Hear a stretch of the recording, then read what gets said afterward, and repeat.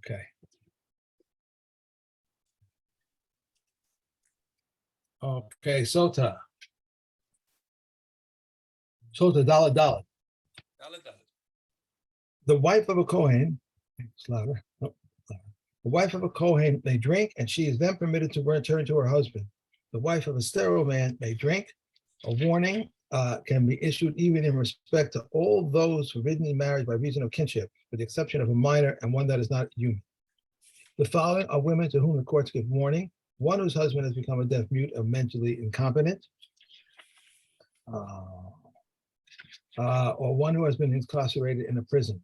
They do not say this in regard to giving her to drink, but only in regard to disqualifying her from receiving payment for her marriage contract. Rabbi Yossi says even in regard to giving her to drink, so that when her husband comes out of prison, he will give her to drink.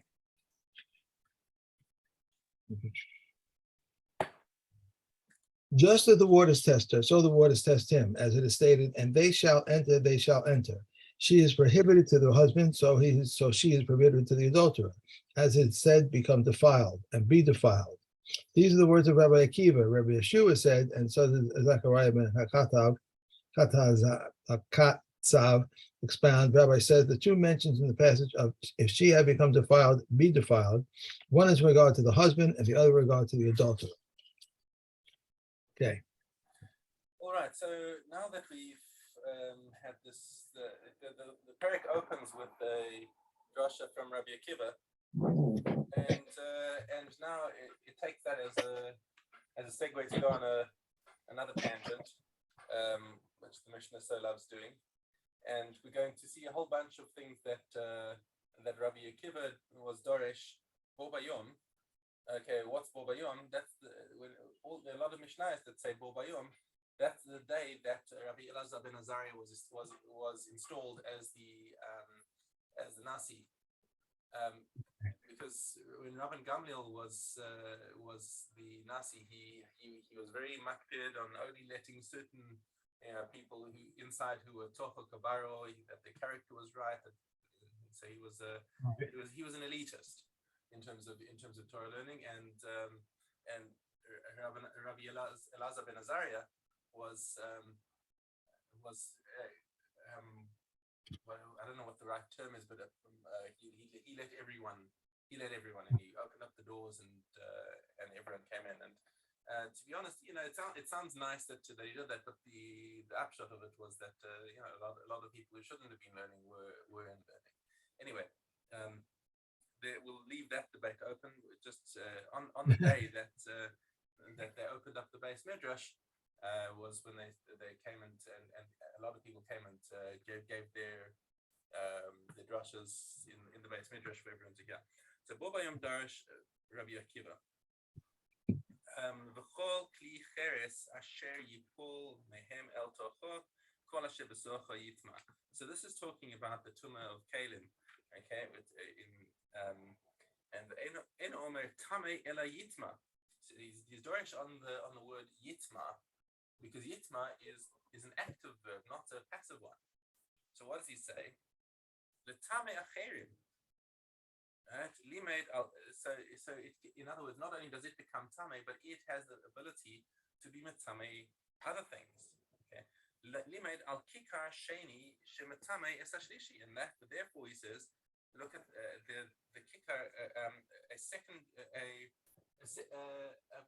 loaf of bread that is a sheni latuma, therefore should be able to be metame something else, and also make. He doesn't say that it should be able to become a shlishi, because that wouldn't because chulin can only get up to sheni.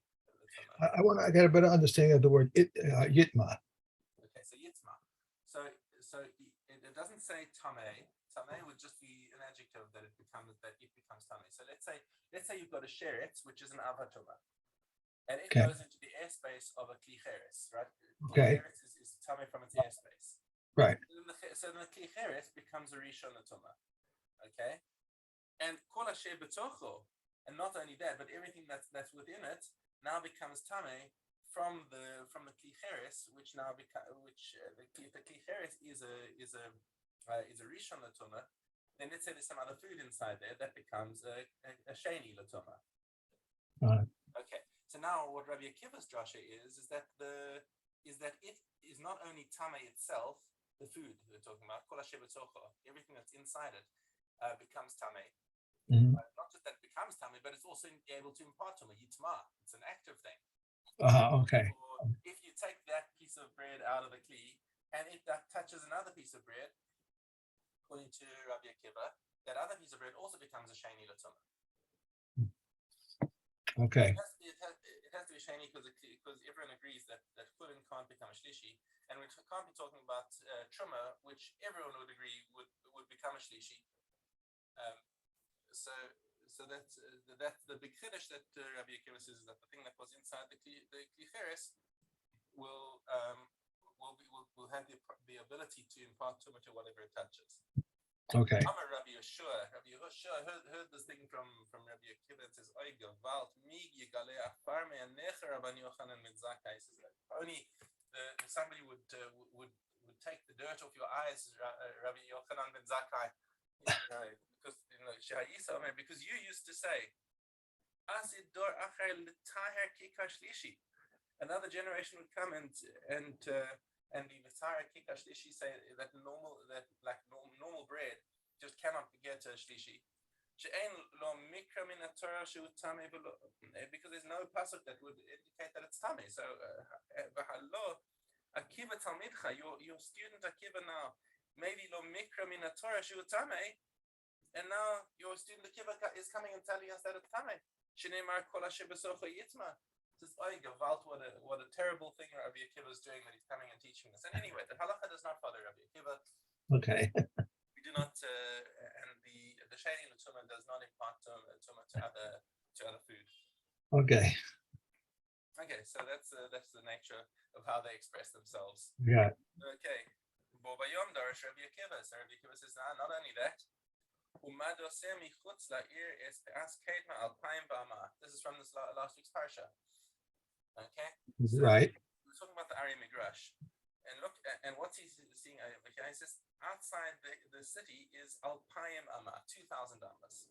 Umikra Acher Omer, Mikir Ha'ir V'chutza, 1,000 Ammas Saviv. And there's another passage that says it's 1,000 Ammas outside. Yef Shalomar 1,000 Amma, Shikvar Amar Alpayim Amma, Yef Shalomar Alpayim Amma, Shikvar Neymar 1,000 Amma. You've got a contradiction over here. You can't say 1,000 because it says 2,000. You can't say 2,000 because it says 1,000. What's going on? Haketzer. You got a straight contradiction in Psukim. How do you explain it? Elamai, 1,000 Amma Migrash v'Alpayim Amma Tuchum Shabbos. Says now what is it? It's 1,000 Ammas is the open space and 2,000 Ammas is the Tuchum Shabbos. Now this is a big chiddush that Rabbi Akiva is saying, because he's saying that the Tuchum Shabbos is 2,000 Ammas min HaTorah. Okay, and actually the halacha is that the Tuchum Shabbos is that 2,000 Ammas is D'Rabbanan. And the Torah is 10,000 Ammas. So Rabbi Akiva is coming with another big chumrah over here to say that how you see from the Torah that the Tuchum Shabbos is only 2,000 Ammas. Yeah. So wait. So if the Torah tells us that the Chum for Shabbos is 10,000, and the Rabbanan says it's 2,000, why do we skip over the Torah and go to the Rabbanan on this? Shouldn't we? They're making it stricter. Right? The Tuchum Shabbos is Or so they're putting a fence around it like you would anything else. They're making it's a right. You're protecting the Ikar Mitzvah by making the Tuchum Shabbos smaller, so that people will not be able to go as far as they would otherwise have been able to go. Right. Okay. Sorry, didn't even think about that. Okay. Okay. Rabbi Eliezer ben Nosho Rabbi Yossi Haklili Omer. He says no. It's 1,000 amas of open space migrash, and 2,000 amas of fields and orchards or vineyards. Right. So that's what it is. It's not the Tuchum Shabbos. And again, the halacha does not follow Rabbi Akiva.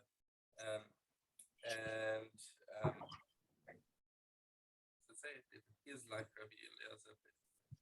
It doesn't say explicitly, but whatever the case, it's not.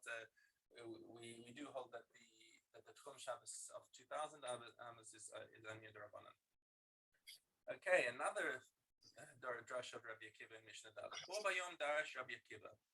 Az yashir Moshe bnei Yisrael es hashir azos Hashem vayomru lemor. So this is from Shir Hasayam. She'en Talmud lemar lemor. What's the lemor? Vayomru lemor. What's the yomru lemor? Ma Talmud lemar lemor. מלמד שהיו ישראל עונן אחריו של משה על כל דבר ודבר כקוראים את ההלל. So that he taught them to repeat after him all of the psukim, like you say the Hallel. Right. Right. So what does it mean that he says the Hallel? Moshe would say Ashir el Hashem, and they would answer Ashir el Hashem. Right. Moshe would say Ki Go'ah, and they would say Ashir el Hashem. So like we say Hallelujah after. Right. Right. So they would, or you'd say Hodu el Hashem Ki Tuki Elam Chasto, and then Yom Rana Yirei Hashem Ki Elam Chasto, and everyone would say Hodu el Hashem Ki Tov Ki Elam Chasto. They would keep just saying after him the same thing, like Amen. They're kind of like an Amen. So Rabbi Akiva says that Moshe would say each pasuk, and the people would answer after him Ashir el Hashem Ki Go'ah. Okay. After every pasuk. Mm-hmm. Okay, like you say with Hallel. L'chach nemar lemor, and that's why we have the extra word of lemor. Rabbi Nechemia Omer kekorin is shma, v'lo kekorin is Hallel. Says no, it's not like you say Hallel. It's like you'd say shma. If you didn't know how to say shma, then somebody would say to you Shema Yisrael, it's Shema Yisrael, Hashem Elokeinu, Hashem Elokeinu, Hashem Echad. Right? So you have to repeat the words after them, so that you can also be Yotzei saying those words. And right. So this is Rabbi Nechemia's opinion, and this is not halacha. It's just drasha, so we don't paskin like either of them. Didn't they do that? Didn't they do that on Mount Gerizim and what was the other one? The two mountains when they were going back and forth. They did that. They said one thing and then the other one repeated. I think what you would be talking about. When they were in Eureka, near Eureka, and they went on the two mountains, and they were. Oh, I thought they did the same kind of thing there. The mountains was where they were saying the brachas and the klalos. And Right, that's what it was. Right. Said amen in the middle. Okay, right, that's what it was. Okay, all right. Okay, Aleph Vav. If she was dressed in white, he dresses her in black. If she was wearing gold ornaments, chokers, sorry, that's right. I was in the wrong place. I think go on. Chokers, nose rings, or finger rings, they remove them from her in order to disgrace her. Then he brings an Egyptian rope and ties it above her breast. Whoever wishes to watch may come and watch, except for her male and female slaves, because she is familiar with them. And all the women are allowed to watch her. For it is stated, and all the women will have been chastised not to imitate her your lewdness. According to the standard in which one behaves, he is treated. She adorned herself for the sin. The Almighty disgraced her. She revealed herself for the sin. The Almighty revealed her sin. She sinned with the thigh first and then with the belly. Therefore, the thigh should be struck first and then the belly, and the rest of her body does not escape either. Shimshon followed his eyes, therefore the Philistines pierced his eyes. It is stated, then the Philistines took hold of him and pierced his eyes. Absalom glorified his hair, therefore he was hung by his hair. Inasmuch as he cohabitated with the 10 concubines of his father, 10 lances were thrust into him, as it is stated, and 10 men bearers of armor circled him. And inasmuch as he stole 3 hearts, the heart of his father, the heart of the court, and the heart of Israel, Absalom stole the hearts of the men of Israel. Therefore, 3 darts were thrust into him, as it is stated, and Yoav took the 3 darts in his hand and thrust them into Absalom's heart. Okay.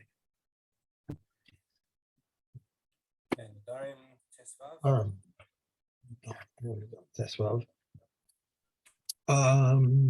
They can find ground to annul a neder by reason of festival of Sabbath. And first they used to say those days are permitted, but all other days are forbidden until Rebbe Akiva came and caught that a neder which has been nullified in part is nullified in its entirety. In a case where someone said, Konam, what benefit I derive from you? If one of them is permitted, they are all permitted. What I benefit from this one and from that one, it's the first one is permitted, they're all permitted. If the last one is permitted, the last one is permitted. The last one is permitted, the last one is permitted, but all the others are forbidden. If one in between is permitted from him and down are permitted from him and up are forbidden. What I benefit from this one is korban, and what I benefit from this korban, grounds to annul each nether are needed. If one said Kohanam wine with respect to my tasting, its wine is bad for the bowels. And they said to him, but isn't old wine good for the bowels? And he permitted aged wine.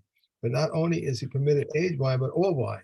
Kohanam onions with respect to my tasting them, because onions are bad for the heart. And they are said to him, but isn't village onion good for the heart? He is permitted the village onion, and not only is he permitted the village onion, but also onions, all onions. It once happened, and Reb Meir permitted him all onions. Okay. Right. Y vamos.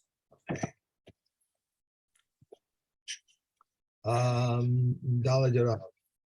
If four brothers were married to four women, and they died, if the eldest of them wished to perform yibum with all of them, he may do so. If someone was married to two women and then died, conjugal relations or chalitza with one of them releases her co-wife. If one was qualified and one was disqualified, if he's going to perform chalitza, he should do so with the disqualified one. But if he's going to perform yibum, he may do so with the qualified one.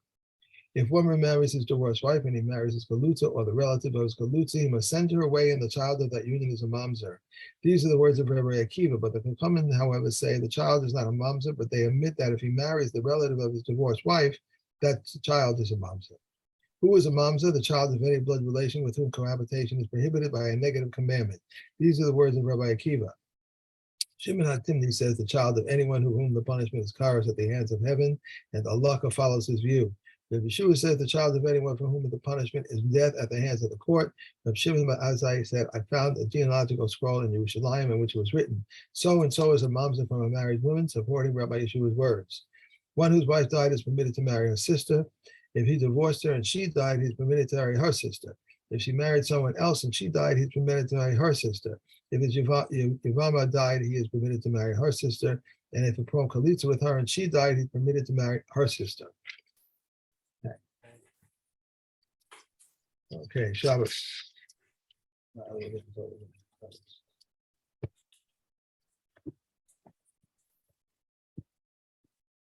Shabbos. Aleph Hey. Beis Shammai says we may not soak ink, dyes, or vetch unless there is sufficient time for them to become completely soaked while it's yet day. But Rabbi Beis Hillel permits this. Beis Shammai says we may not place bundles of flax into the oven unless there is sufficient time for them to become heated while it is yet day. Nor may we place wool into the vat unless there is sufficient time to absorb the color. But Beis Hillel permits these acts. Beis Shammai says we may not spread snares for birds, beasts, birds, or fish unless there is sufficient time to be captured while it is yet day. And Beis Hillel says permits this. Beis Shammai says we may not sell to a Gentile, nor help him load, nor lift the load upon him, unless there is sufficient time for him to reach a nearby place, but Beis Hillel permits it. Beis Shammai says we may, that was it? Wow.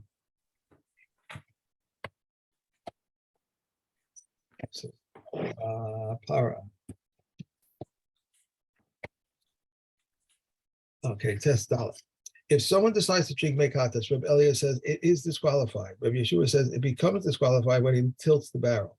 Reb Yossi says when are these things said? With regard to unconsecrated water, but with regard to consecrated water, Reb Eliezer says it becomes disqualified when he tilts the flask. And Reb Yeshua says it becomes disqualified when he drinks. And if he poured the water directly into his throat, the remaining mekatas is valid. Regarding mekatos that became disqualified, one may not mix it into mortar so that he will not make it a stumbling block to others. Rabbi Yehuda says it is nullified, and regarding a cow that drank mekatos, its flesh is tamei for a period of 24 hours. Rabbi Yehuda says the mekatos is nullified in the cow's intestines. Regarding mekatos and katos ashes, one may not transport them across a river or in a boat, nor may he float them on the surface of the water, nor may he stand on one side of the river and throw them to the other side, but he may cross the river with water up to his neck. One who is tahar for katos purposes may cross the river with an empty vessel that is tahar for katos in his hands and with unconsecrated water. Concerning that's it. Okay. Go, and we have Savachim. Savachim Yud base. Whatever is more sacred than another precedes the other. The blood of a katos offering precedes the blood of an olah offering because it affects atonement. The limbs of an olah offering precede the sacrificial parts of a katos offering because they are entirely consigned to the altar's fire. A katos offering precedes an asham offering because its blood is applied to the four horns of the altar and upon the base. An asham offering precedes a toda offering and a nazir's ram because it is the most holy offering. The toda offering and the nazir's ram precede the shalom offering because they must be eaten in one day and they require loaves of bread.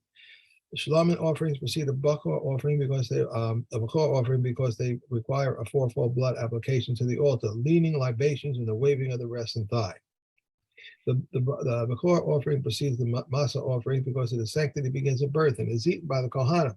The masa offering precedes bird offerings because it is slaughtered and has parts which are mostly holy, which are mostly as blood and sacrificial parts. Okay? Bird offerings precedes minka offerings because they are in the category of blood offerings. A sin is minka offering precedes a voluntary minka offering because it is brought for a sin, and a bird katas precedes a bird olah because the two, and so too with his consecration. Yeah. One more? That's it. No, that's it. We're done. That's it. Okay. Okay. Thank you very much. That's. Thank you very much. I'm sorry. I'm sorry. I just don't see those. I don't see those things. I can go a half a day without putting my phone back on. Have a great day. Bye. Thank you.